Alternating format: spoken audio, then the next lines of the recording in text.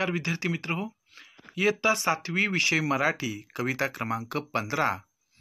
कवितेचं नाव आहे असे जगावे. शब्दार्थांसह संपूर्ण कवितेचा सोप्या भाषेत भावार्थ तुम्हाला या व्हिडिओमध्ये नक्की ऐकायला मिळेल. चला तर मग आपण अतिशय छान सुंदर अशी कविता असे जगावे आपण समजून घेऊया. या कवितेचे कवी गुरु ठाकूर हे आहेत. आता गुरु ठाकूर हे नाव सगळ्यांना परिचित असणारं नाव आहे. त्यांचा जन्म 1968 झालेला आहे. प्रसिद्ध कवी, गीतकार, कथाकार म्हणून त्यांना ओळखले जाते.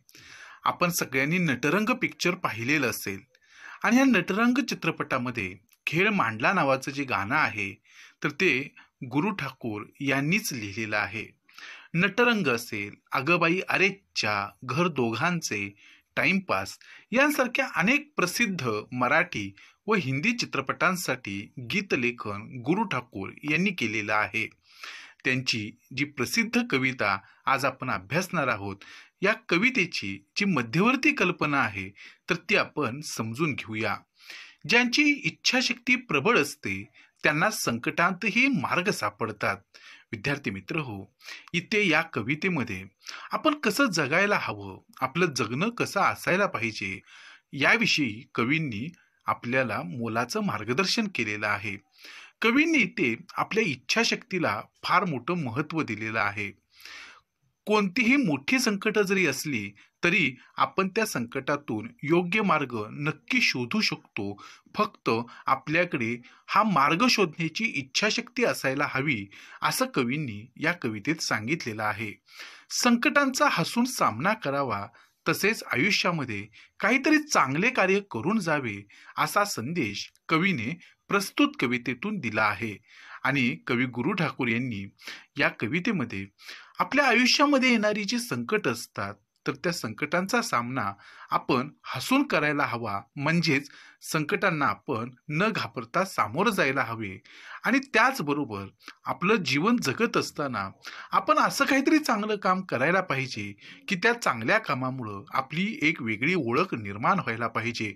आणि हाच संदेश या कवितेतून कवींनी दिलेला आहे. चला तर मग आपण ही कविता समजून घेऊया.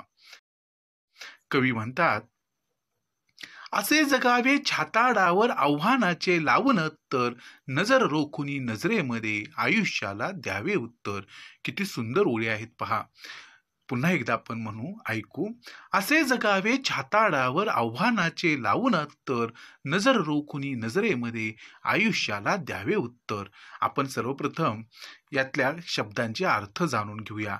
छाताडावर म्हणजे आपल्याला माहिती आहे छातीवर.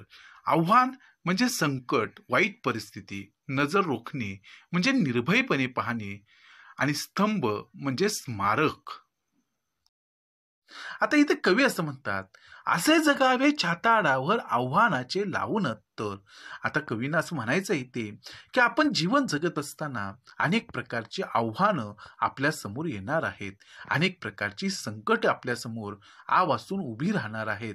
अर्थातच या संकटांचा सामना आपण ज्या पद्धतीनं आपल्या छातीवरती, आपल्या कपड्यांवरती आपण अत्तर लावत असतो, ते सुगंधित द्रव्य आपल्याला हवेहवेसं वाटत असते, त्याचा सुवास आपल्याला हवाहवासा वाटत असतो. अगदी तशाच पद्धतीनं ही काही जी आव्हानं आपल्या जीवनामध्ये येत असतील त्या आव्हानांना सुद्धा आपण त्याच पद्धतीनं जसं सुगंधाला सामोरं जातो तसंच त्या ठिकाणी या संकटांना आपण सामोरं जायला पाहिजे. कारण ही संकट जी असतात ते आपली परीक्षाच बघण्यासाठी येत असतात आणि आपण त्या परीक्षेमध्ये पास व्हायचं आहे. आलेल्या संकटांपासून दूर पडण्यापेक्षा आपण काय करायचं आहे, आपल्या छातीवरती ही जी आव्हानं असतील त्या अत्तराप्रमाणे लावून घ्यायचे आहेत. म्हणजेच यांचा जो सामना आहे या संकटांचा तो आपण धैर्यानं करायचा आहे. नजर रोखुनी नजरेमध्ये आयुष्याला द्यावे उत्तर. आणि येणारी जी संकट असतील त्या संकटांकडे आपण निर्भयपणे बघितलं पाहिजे. त्या संकटांना आपण धाडसानं सामोरं गेलो पाहिजे. अजिबात या संकटांना आपण घाबरता कामा नये. तर आणि तरच आपण काय करू शकू की आपला जीवनाचा मार्ग जो आहे तो चांगल्या प्रकारे आपण चालू शकतो. आणि म्हणून संकट कधीही येऊ शकतात. अनपेक्षितरित्या आपल्या समोर संकट येत असतात.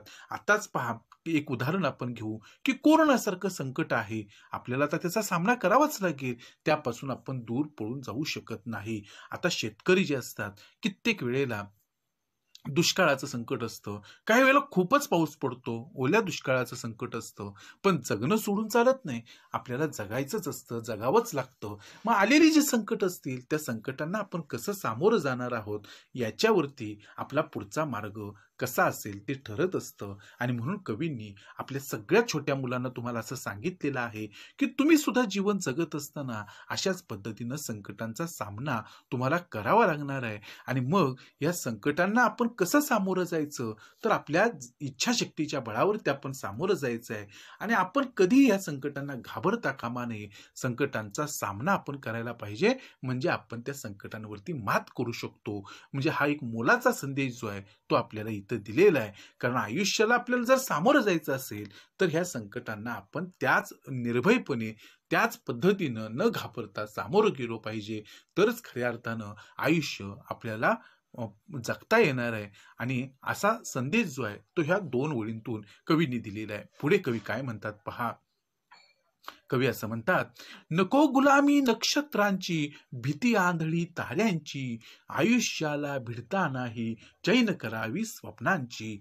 असे दांडगी इच्छा ज्याची, मार्ग तयाला मिळती सत्तर, नजर रोखुनी नजरेमध्ये, आयुष्याला द्यावे उत्तर, आयुष्याला द्यावे उत्तर. आपण सुरुवातीला याचे शब्दार्थ पाहू.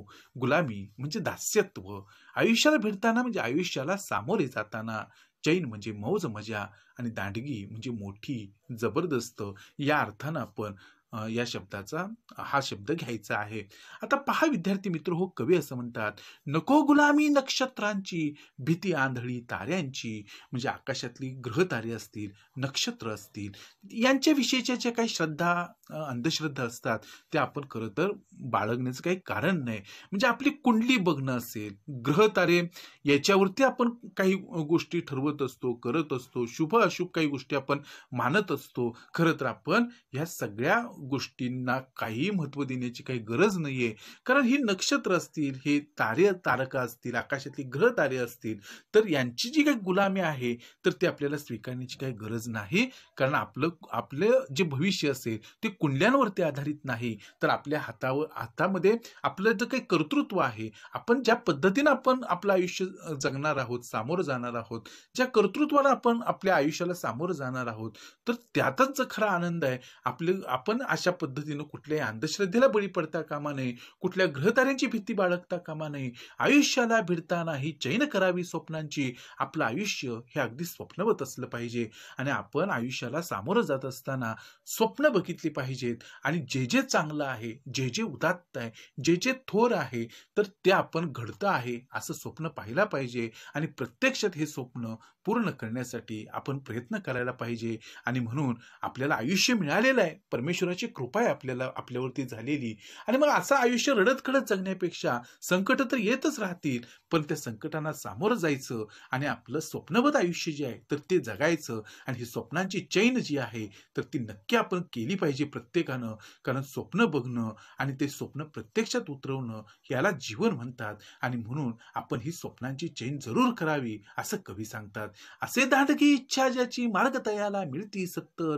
आणि ज्याची इच्छाशक्ती जबरदस्त आहे, त्याला जीवनामध्ये पुढे जाण्यासाठीचं सगळा मार्ग जो आहे तो नक्कीच सापडत असतो. अनेक वाटा सापडत असतात, परंतु इच्छाशक्ती जबरदस्त असायला पाहिजे. आणि म्हणजे जीवनात पुढे जाण्याचे मार्ग आपल्याला नक्की मिळत राहतील. आणि म्हणून इथं म्हटलेलं आहे, मार्ग तयाला मिळती सत्तर. एक दोन मार्ग नव्हे, कितीतरी मार्ग मिळतील. पण आपल्या आयुष्याला आपण सामोरं जात असताना जबरदस्त इच्छाशक्तीनं जायला पाहिजे. संकटांना घाबरता कामा नये, नजर रोखुनी नजरेमध्ये, आयुष्याला द्यावे उत्तर. आणि पुढे कवी असं म्हणतात की आपण येणाऱ्या संकटांना निर्भयपणे सामोरं गेलो पाहिजे. आणि हेच खऱ्या अर्थानं आयुष्याला दिलेलं उत्तर असेल. आणि जेव्हा आपण संकटांना सामोरं जाऊ, तेव्हा आपल्याला जगण्यातला आनंद जो आहे तर तो सुद्धा घेता येईल. आणि आपण आपलं जगणं जे आहे ते खूप छान पद्धतीनं सार्थकी लावू शकतो. आणि संकट आलेत म्हणून आपण कोसळून जाता कामा नये, किंबहुना आपण ह्या संकटांना सामोरं गेलो पाहिजे.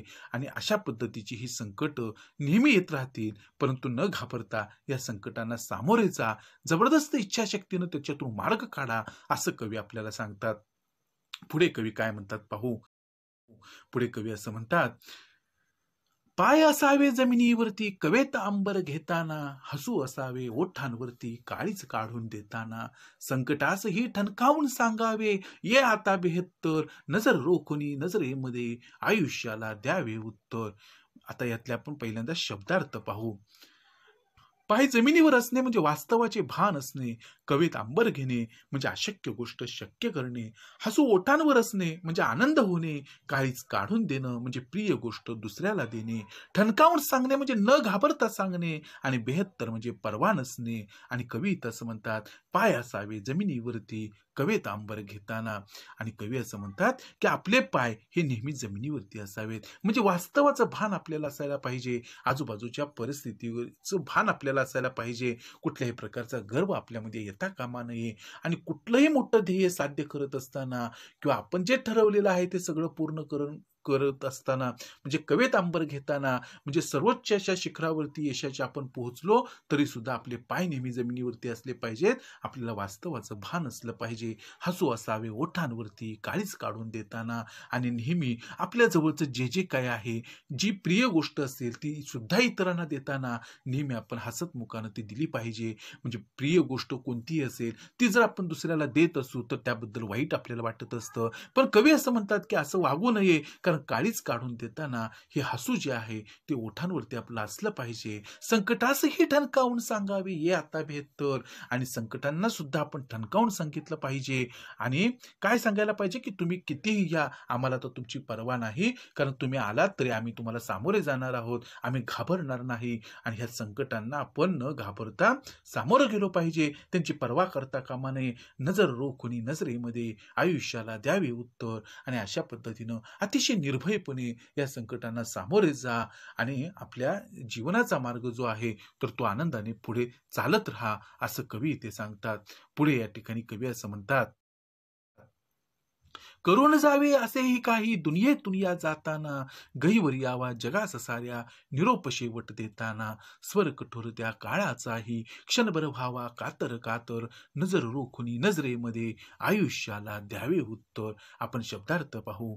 गहीवर येणे म्हणजे हृदय भावनेने उचंबळून येणे, निरोप देणे म्हणजे निघून जाणे, स्वर म्हणजे सूर बोल, कठोर म्हणजे दयाशून्य निष्ठूर, कातर म्हणजे कापरा कोमल भावनेने ओथंबलेला. कवी असं म्हणतात, करून जावे असेही काही दुनियेतून या जाताना, की आपण जन्माला आलेलोच आहोत तर आपण असं काहीतरी काम चांगलं करायला पाहिजे की या दुनियेतून आपण निघून जाताना, या जगाचा आपण निरोप घेताना, गहीवर यावा जगाचा साऱ्या निरोप शेवट देताना, म्हणजे संपूर्ण जग सुद्धा गहीवरून जायला पाहिजे, आणि त्यांना सुद्धा त्या ठिकाणी वाईट वाटायला पाहिजे आपल्याला निरोप देत असताना. आणि अशा पद्धतीचं कुठलं ना कुठलं तरी चांगलं काम आपण करायला पाहिजे, जे छत्रपती शिवाजी महाराजांनी काम केलं, लोकमान्य टिळक असतील, महात्मा गांधीजी असतील, डॉक्टर बाबासाहेब आंबेडकर असतील, सावित्रीबाई फुले असतील, किंवा झाशीची राणी लक्ष्मीबाई असतील, जिजामाता असतील, की यांसारख्या कर्तृत्ववान जे काही लोक आहेत, तर त्यांच्यातून आपल्याला हाच बोध मिळतो की ते जरी गेले तरी त्या ठिकाणी त्यांचं कार्य मात्र मागे आहे, आणि मरावे बरे कीर्ती रूपे उरावे असं आपलं काहीतरी काम असलं पाहिजे, असं कवींना सांगायचं आहे. करून जावे असेही काही दुनियेतून या जाताना, की ह्या जगाचा निरोप घेत असताना असं काहीतरी चांगलं काम करा की संपूर्ण जगाला सुद्धा त्या ठिकाणी तुम्ही जाण्याचं दुःख व्हायला पाहिजे. स्वर कठोर त्या काळाचाही क्षणभर व्हावा कातर कातर. आणि काळ काळ कुणासाठी थांबत नसतो, तो अत्यंत कठोर असतो, पण तो काळ सुद्धा त्या ठिकाणी, त्या काळाचा स्वर सूर सुद्धा त्या ठिकाणी थोडा कठोर व्हायला पाहिजे, आणि क्षणभर हा काळ थांबून राहायला पाहिजे. आणि हा जो काही कातर कातर असं म्हटलेलं आहे की तो सुद्धा त्या ठिकाणी काळ दुःखी व्हायला पाहिजे, त्याला सुद्धा कापरे भरले पाहिजेत. आपण जात असताना आपलं कामच एवढं मोठं असलं पाहिजे, चांगलं असलं पाहिजे की प्रत्येकाला हळहळ वाटायला पाहिजे. आणि म्हणून कवीनं इथं सांगायचं आहे की मरावे परी कीर्ती रूपी उरावे, असं आपलं जगणं असायला पाहिजे. आपण जरी गेलो तर आपलं चांगलं काम मागे असलं पाहिजे, आपली आठवण कायम लोकांना यायला पाहिजे, असं काहीतरी करा. आणि तुम्हा मुलांना कवींनी दिलेला हा संदेश फार मोठा आहे, आणि तुम्हीच मुलं ह्या जगाचे भावी हे सगळं सगळं जग जे आहे तर ते चालवण्याचं काम तुम्ही मुलं करणार आहात आणि तुमचं कर्तृत्वाची उंच भरारी तुम्ही कशी घ्यायला पाहिजे. कारण जगत सगळेच असतात, पण इतरांसाठी जगणारे फार थोडे असतात आणि तुम्ही इतरांसाठी जगलात किंवा तुम्ही इतरांसाठी काही चांगलं काम केलं, इतरांना आधार दिलात, तर तुम्ही नक्कीच तुमचं नाव सुद्धा मागे उरणार आहे. आणि म्हणून कवी असं म्हणतात की असंच जगणं तुमचं ठेवा, नजर रोखुनी नजरेमध्ये आयुष्याला द्यावे उत्तर. आणि जगत असताना संकट येत राहतील, पण त्या संकटांना निर्भयपणे सामोरे जा. आणि हेच खरं तर तुम्ही आयुष्याला दिलेलं उत्तर असेल आणि तुम्हाला तुमचं आयुष्य जे आहे ते अतिशय आनंदानं जगता येईल. आणि म्हणून इथं कवींनी असे जगावे हे सांगत असताना कसं जगलं पाहिजे हे आपल्याला अगदी सुरुवातीपासून ते शेवटपर्यंत सांगितलेलं आहे की संकट तर आपल्या आयुष्यात नेहमीच येणार आहेत. संकटांना जबरदस्त इच्छाशक्तीनं सामोरे जा. ही सगळी संकट तुमच्या मार्गातून दूर होतील. कित्येक मार्ग तुम्हाला पुढे जाण्याचे सापडतील. आणि सगळ्यात महत्त्वाची गोष्ट, तुम्ही असं काहीतरी चांगलं काम करा की संपूर्ण जगानं तुमचं नाव घेतलं पाहिजे. आणि अशा पद्धतीचं कर्तृत्व जे आहे ते तुम्ही घडवायला पाहिजे. असा संदेश जो आहे तो या कवितेतून कवीने इथं दिलेला आपल्याला दिसून येतो. आणि अशा पद्धतीची ही अतिशय छान कविता आज आपण समजून घेतली. आपण इथेच थांबूया. धन्यवाद.